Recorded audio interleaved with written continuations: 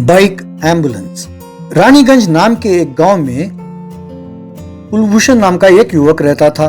वो हर रोज शहर में स्थित कॉलेज में पढ़ने के लिए अपने बाइक पर जाया करता था। एक दिन उसके पिताजी अचानक बेहोश होकर गिर पड़े। कुलभूषण ने तुरंत एम्बुलेंस को फोन किया,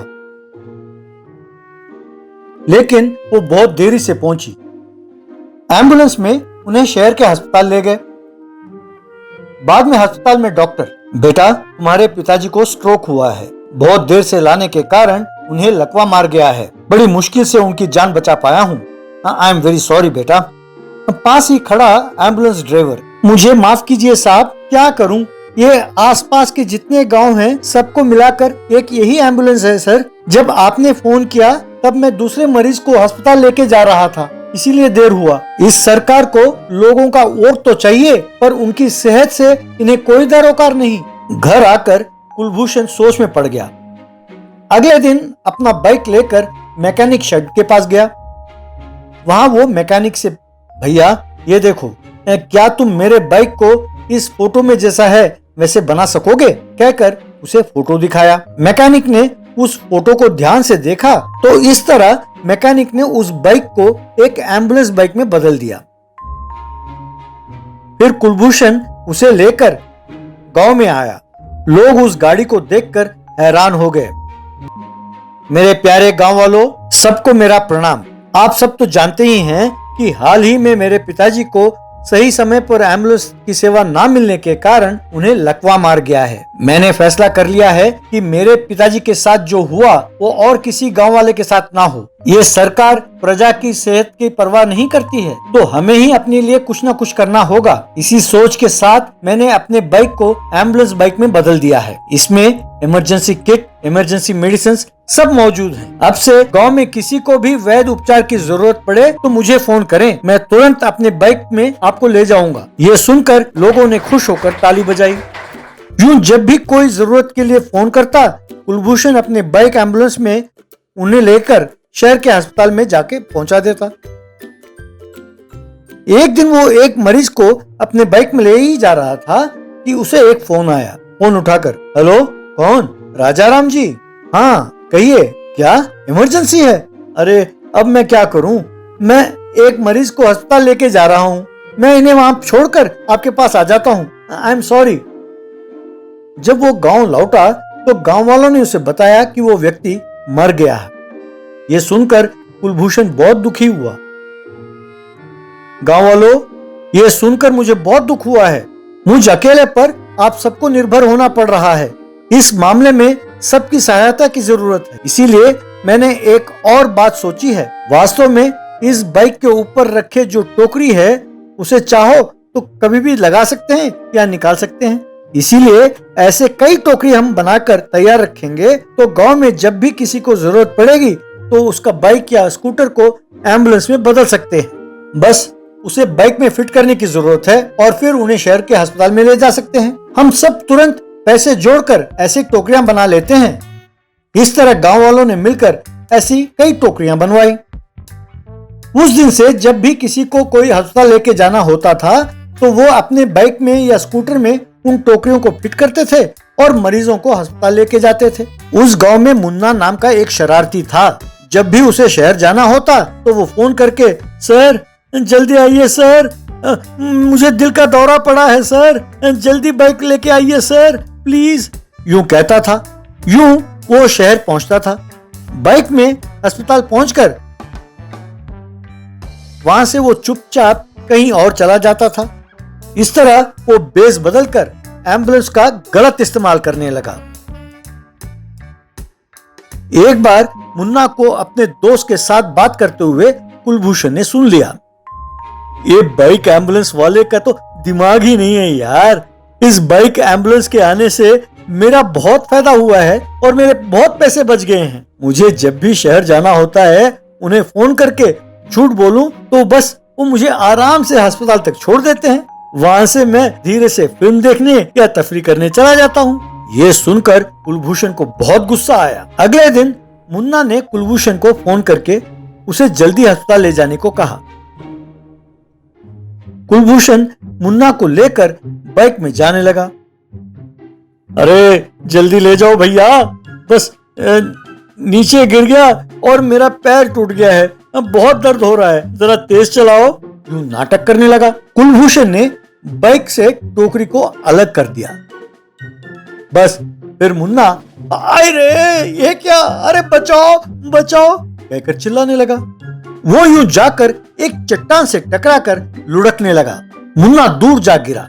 आए रे, अरे कमर टूट गया भगवान कहकर चिल्लाने लगा। तब कुलभूषण ने आकर, क्यों, अच्छा लगा, हम यहाँ नेकी कर रहे हैं और तुम अपनी चालाकी दिखाते हो। वैसे भी हाथ पैर टूटने का नाटक तो कर ही रहे थे, अब कमर का भी इलाज करा लो। इस तरह मुन्ना सचमुच अस्पताल में भर्ती हो गया। Police drone.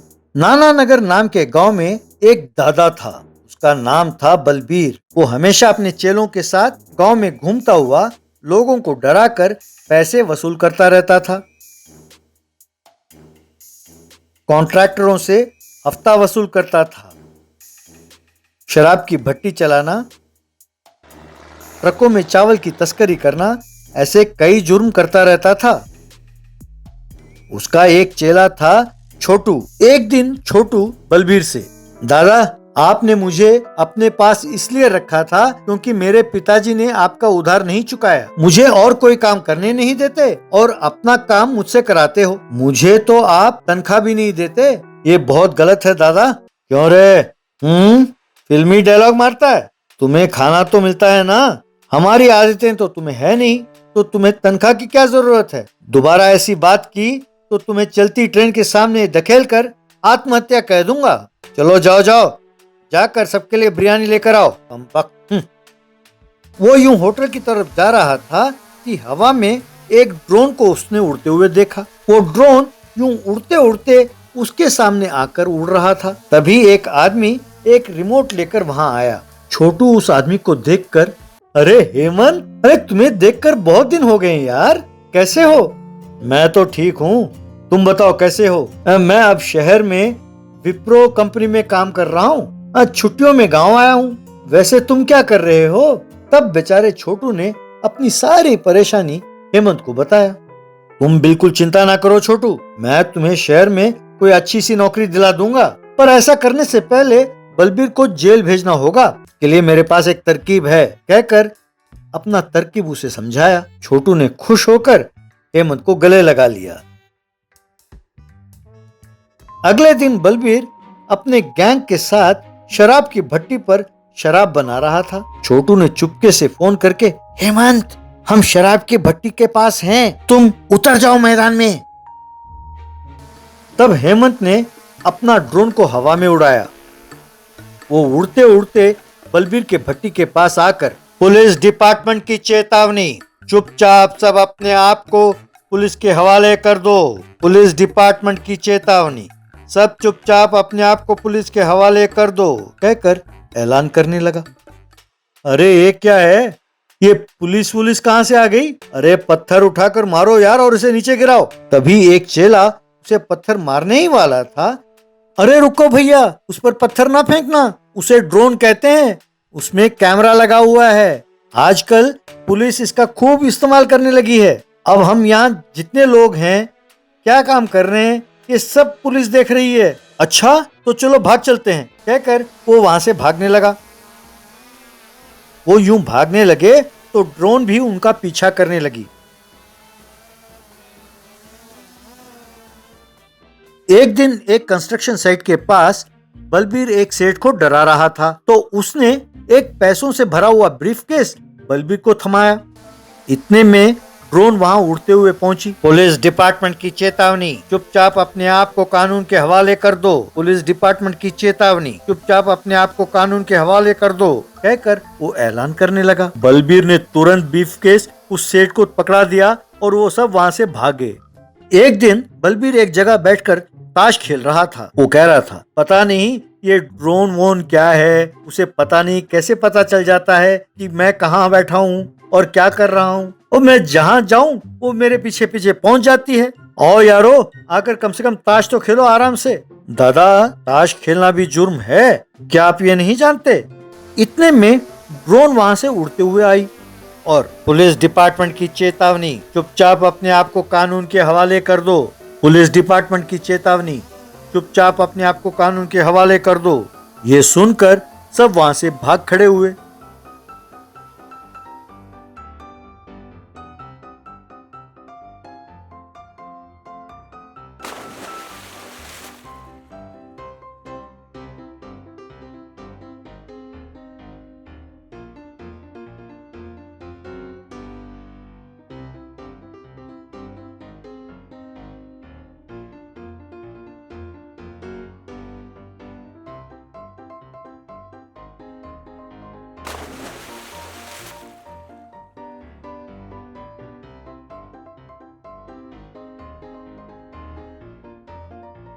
एक दिन एक बाग में बलबीर अपने चेलों के साथ दारू पीते हुए बिरयानी खा रहा था। दादा, यूं खुल्लम खुल्ला दारू पीना भी कानूनन जुर्म है।